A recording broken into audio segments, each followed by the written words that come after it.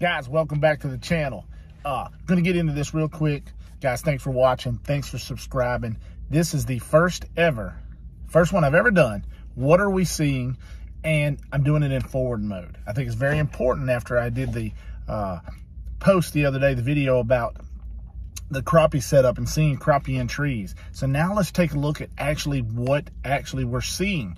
And that way you can learn to discern the crappies and how they hide in the folds of the trees, or the ribs. I call them ribs. Cypress trees have a lot of ribs and roots. You need to learn to know what you're looking for. And the more you learn to know what you're looking for, because these fish are very, very hard to see.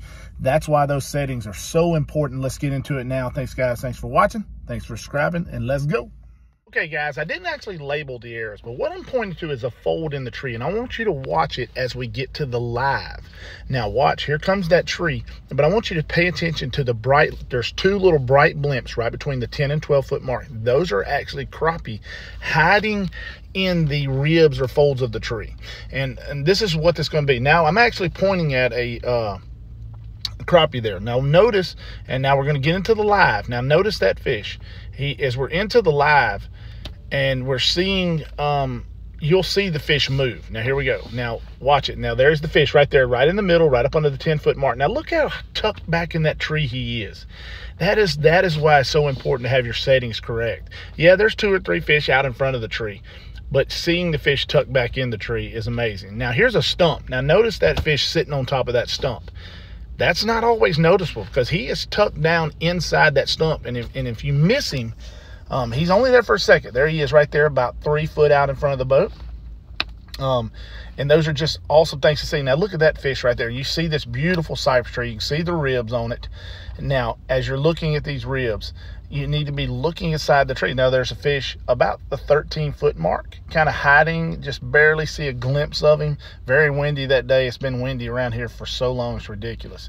But you only see little brief glimpses of fish because they're so hid inside these cypress trees. So you have to kind of know what you're looking for, and that helps you put your jig or your minnow right up next to that tree in the perfect spot, and you can guarantee that you're going to get bit.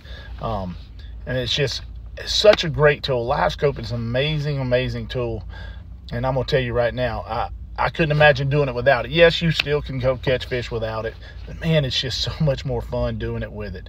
And I tell you what, I love it. I love doing it, and I love teaching guys.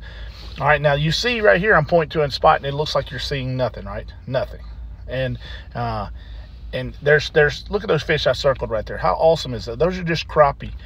But they're only small little blips. They're not going to show up like, now the reason I did that very first picture, see that big fish moving there, about 16, 17 fish? That was the very first picture with the arrow. And here are 2 fish on this tree right here. Now as you're learning to see more and more, these fish are going to start popping for you. And that is what we're trying to get at, where fish start to pop for you and you can see them better. Hey guys, what'd you think about that? It's very interesting to know how many fish you're actually missing if you don't know what you're looking for.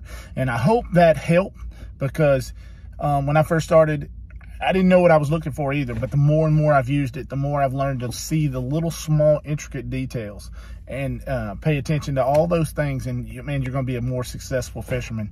I can't wait till the brim get on the beds where we can use perspective mode, and I can show you some awesome tricks with that also.